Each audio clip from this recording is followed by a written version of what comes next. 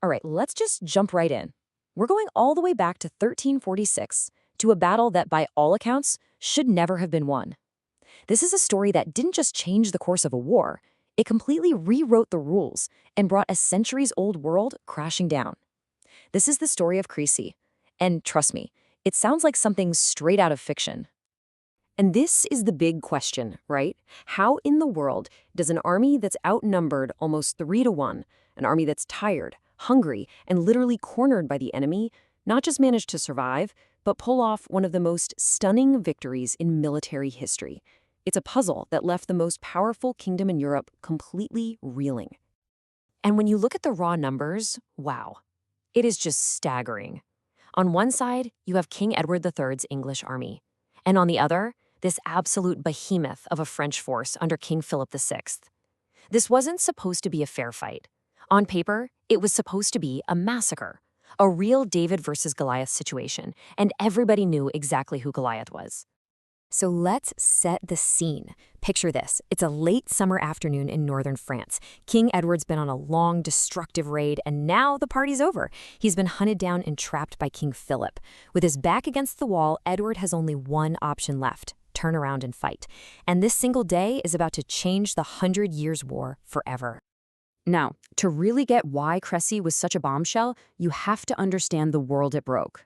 For hundreds of years, European warfare had a pretty clear playbook. It was all dominated by one single, seemingly unstoppable force on the battlefield. And there he is, the knight in shining armor. I mean, literally, this guy was the medieval battle tank. Encased in steel, sitting on a monster of a warhorse, everything revolved around that one decisive moment, the thunderous, earth-shattering charge of heavy cavalry. And nobody did it better than the French. And King Philip's army, it was the ultimate expression of this whole system.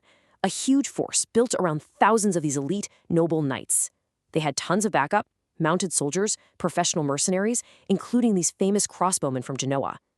But maybe their most powerful weapon was just swagger, an absolute, rock-solid conviction that they simply could not lose.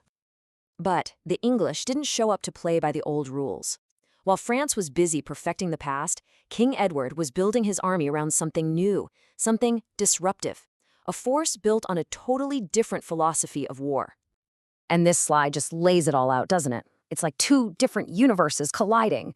On the left, you've got the French knight, all about individual glory, my honor, my charge. On the right, the English longbowmen, all about the group, our discipline, our combined firepower. It's not just a difference in gear, it's a completely different mindset.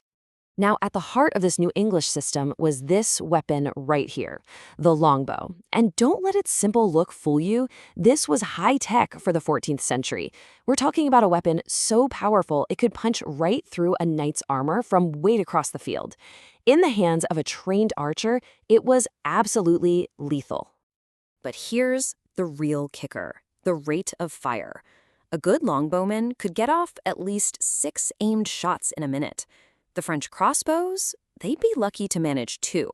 Now do the math. Multiply that difference by thousands of archers. You're not just shooting arrows anymore. You are creating a storm of steel. Okay, so the tech is a game changer for sure, but that's not the whole story. Edward was also a seriously smart commander. He picked his spot perfectly. He found a gentle slope, a slight hill. It doesn't sound like much, but it meant those French knights, in all their heavy metal glory, had to charge uphill, into the mud, completely gassing themselves and their horses before they even got close. So the stage is set. You've got the old world of chivalry about to slam head-on into the new world of disciplined firepower. The Battle of Crécy begins, and for the French, it turns into an absolute train wreck from the get-go. The French attack was a disaster right from the start. First, of all things, there was a quick rain shower. It was just enough to slacken the strings on the Genoese crossbows, making them almost useless. The English longbowmen? They just unstrung their bows and kept them dry. So when the first English volley flew, it just tore the Genoese lines to pieces. And in their rage and impatience, the French knights charged right through their own fleeing allies. It was pure chaos before they even reached the enemy. And this quote just perfectly captures the horror of what happened next. You have to imagine it for hours, literally hours. The greatest nobles of France just threw themselves up that muddy hill, wave after wave, and every single time they were met with that unrelenting hurricane of arrows. It wasn't a battle, it was an execution. By nightfall, it was all over. The French army wasn't just defeated, it was broken. The victory was so complete, so shockingly one-sided, that it sent a shockwave across all of Europe.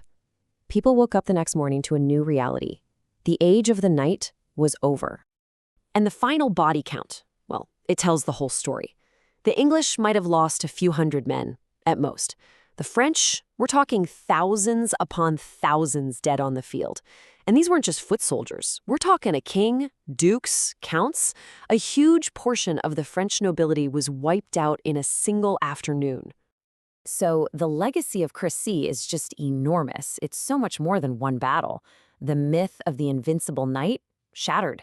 It proved that a disciplined army of common soldiers with better tech and a smarter plan could beat the elites. And in the immediate aftermath, England captured the crucial port of Calais, giving them a gateway into France that lasted for 200 years. After this day, warfare was never, ever the same.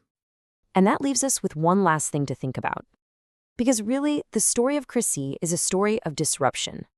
You have an established, seemingly unbeatable power, the knight, made obsolete by new technology and a new way of thinking.